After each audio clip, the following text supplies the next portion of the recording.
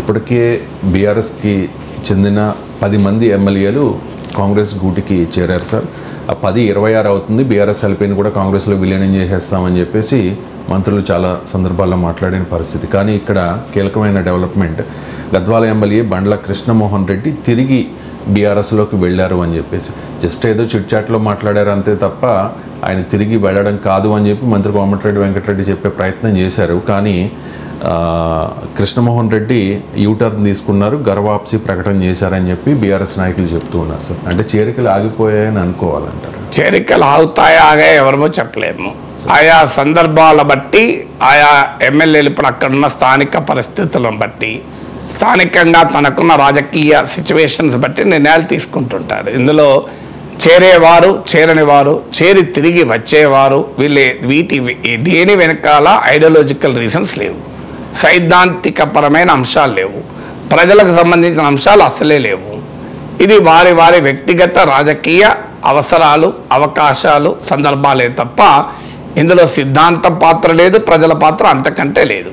పైకి చెప్పవచ్చు నియోజకవర్గ అభివృద్ధి అది అని, కానీ it is almost A function of local politics, function of state politics, function of individual aspiration. 3 రకాలుగా ఉంటాయి.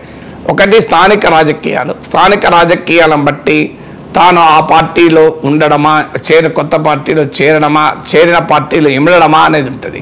తర్వాత రాష్ట్రంలో అధికారము ఎవరికి ఏంటి అనేది ఒక డైమెన్షన్. తన వ్యక్తిగతమైన రాజకీయ ఆకాంక్షలు ఉంటాయి. సో ఇప్పుడు ఆయన గద్వాల ఎమ్మెల్యేకు వస్తున్న సమాచారం ఏంటంటే ఆడ స్థానికంగా ఉన్న కాంగ్రెస్ నాయకుడు డామినేట్ చేస్తున్నారు, అందువల్ల ఇతను కొత్తగా పార్టీలో చేరినా ఈయనకు తగిన గుర్తింపు రావడం లేదని. ఎందుకంటే అధికార పార్టీలో చేరేదే అధికార గుర్తింపు కొరకు, లేకపోతే తనను గెలిపించిన బీఆర్ఎస్ వదిలి కాంగ్రెస్లో ఎందుకు చేరతాడు? సో అధికారంలో ఉన్న పార్టీలో చేరడం అధికార గుర్తింపు కొరకు చేరతారు. సో అధికార గుర్తింపుకు అక్కడున్న స్థానిక రాజకీయ పరిస్థితులు అవకాశం ఇవ్వనప్పుడు సాధారణంగా మరి ఆ పార్టీలో చేరి నాకు ఏంటి ప్రయోజనం? ఇప్పుడు ఎందుకంటే కృష్ణమోహన్ రెడ్డి అయితే మినిస్టర్ కాడు, సో ఆయన ఏమీ పదవులు రావు ప్రత్యేకంగా. సో తన నియోజకవర్గ స్థాయిలో తన రాజకీయ ఆధిపత్యానికి కూడా అవకాశం లేనప్పుడు నేను కాంగ్రెస్లో ఎందుకు ఉండాలని అనుకోవచ్చు. సో ఆయన అనుకున్నాడు కనుక మిగతా వాళ్ళందరూ అనుకుంటారా?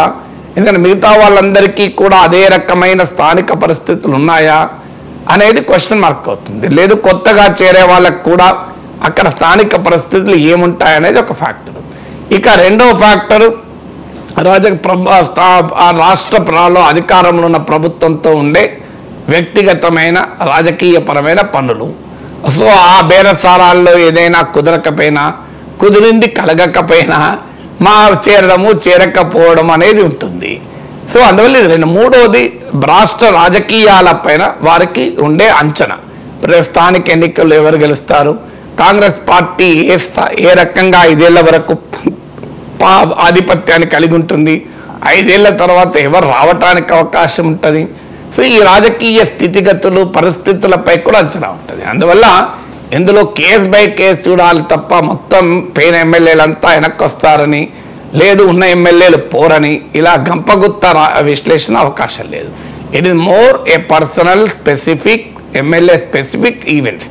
అయితే ఒకటి మాత్రం నిజం, గతంలో కేసీఆర్ అధికారంలో ఉన్న సమయంలో కాంగ్రెస్ ఎమ్మెల్యేలను తీసుకున్న సమయంలో 1 నెల 2 నెలల లోపల మొత్తం మంది ఎమ్మెల్యేలతో మాట్లాడుకోవడం అయిపోయింది.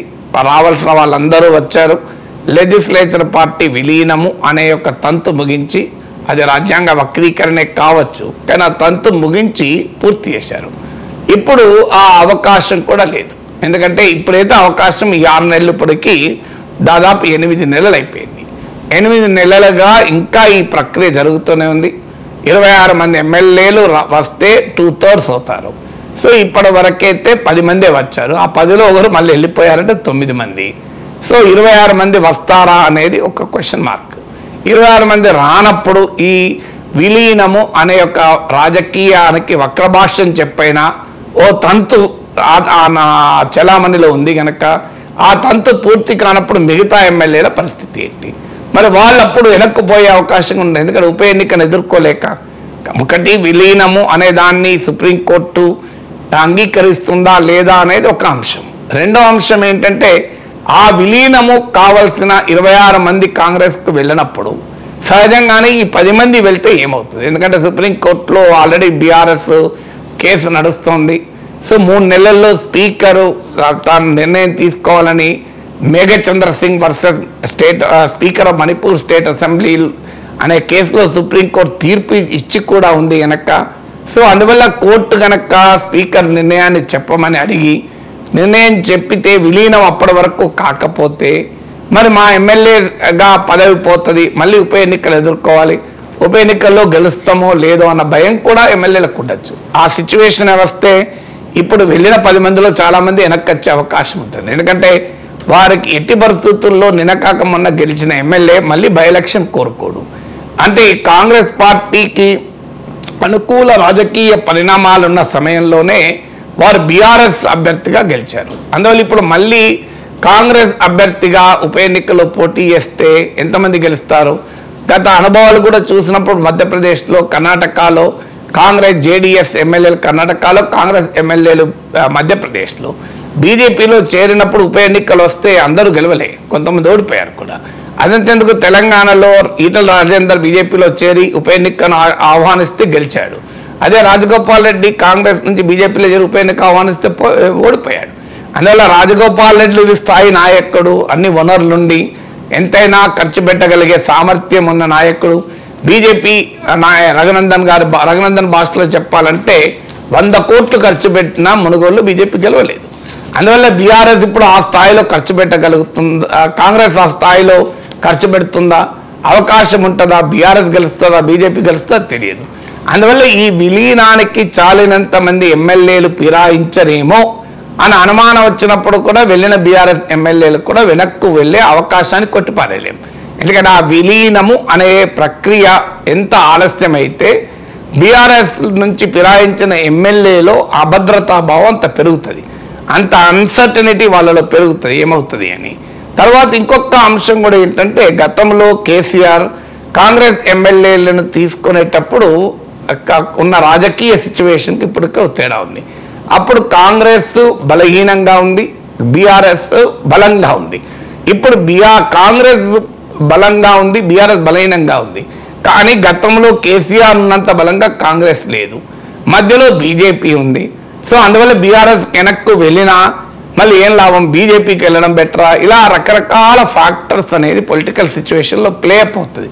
అందువల్ల జరగబోయే పరిణామాలని ఎవరమో అంచనా వేయలేము.